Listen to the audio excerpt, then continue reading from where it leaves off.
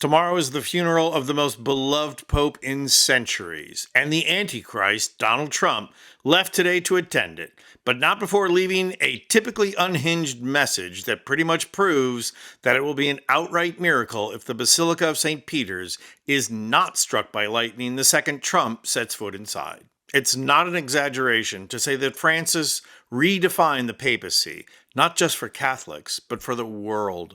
The modern papacy was actually created by John the 23rd, who called for a Second Vatican Council to reconcile the Church with the modern world.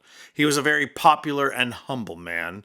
Other popes followed, most notably the Polish-born Pope John Paul II, whose agenda was to turn back much of the progress of Vatican II. These popes had enormous followings, but Francis stood out even more because he lived the message of the Gospels. From the very start, Francis tried to reject living as a prince of the church and instead lived a life of simplicity, compassion, and care for others. He dedicated his papacy to being an advocate and an ally for the marginalized, the poor, the LGBT plus community, refugees, and others. What non-Catholics the world over recognized is that the Pope lived up to the Gandhi mandate of modeling the change that you want to see. Or in American parlance, he didn't just talk the talk, he walked the walk.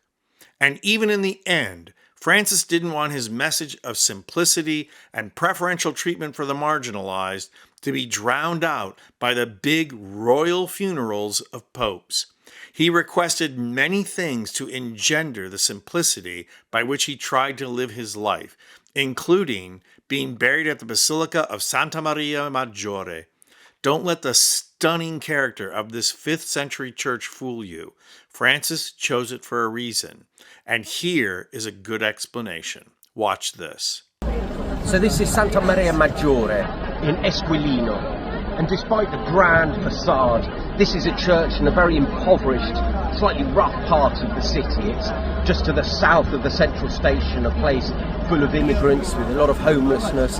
And it's here, not with all the dignitaries that are coming from the whole world to pay their tributes to the late Pope, but here the only mourners allowed in the church will be the homeless and the prisoners with whom he spent time in this church. And he's not even going to be buried in a grand tomb, but simply in a tiny alcove where they used to store the candlesticks. This is Pope Francis planning for his funeral, in which he attempted to find simplicity and humility amongst all the grandeur and pageantry of the Vatican.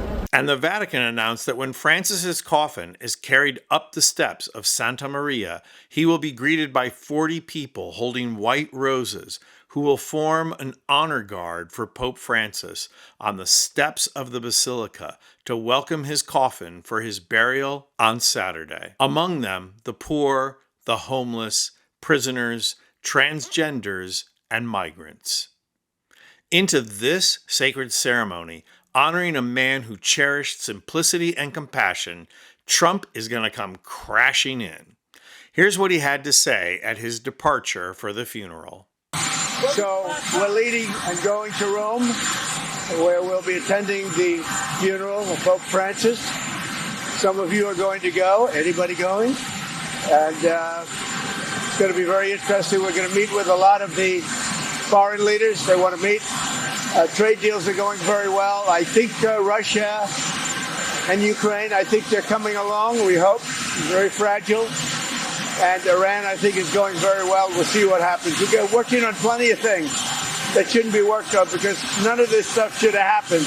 This should have been taken place by Biden. It should have been fixed by Biden.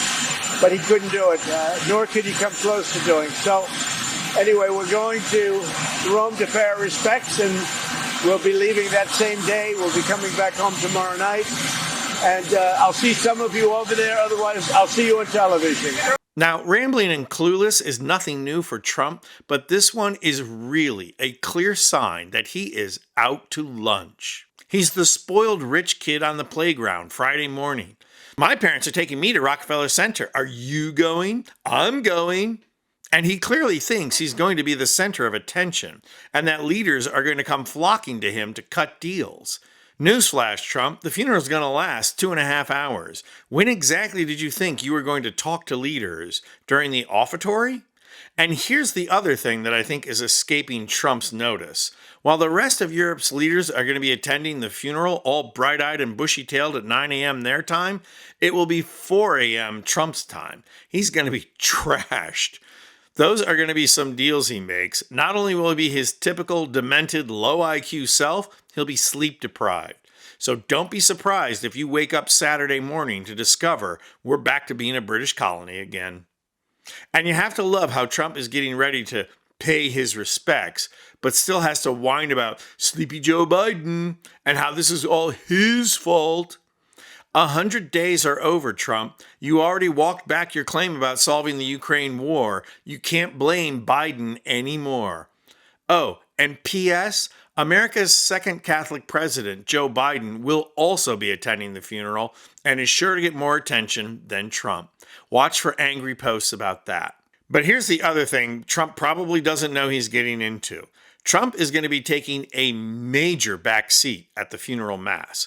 The first row of seats goes to the College of Cardinals, and after that, European royalty. So now the best Trump could do is row 3, but that's not likely to happen either, because foreign dignitaries are seated in alphabetical order by country using the French language. That puts Trump in the E section for les États-Unis. And the only thing the French are more afraid of this hour, more than me slaughtering the French language, is Trump stinking up St. Peter's like he did the opening of the Cathedral of Notre Dame. Thankfully, there will be a lot of incense.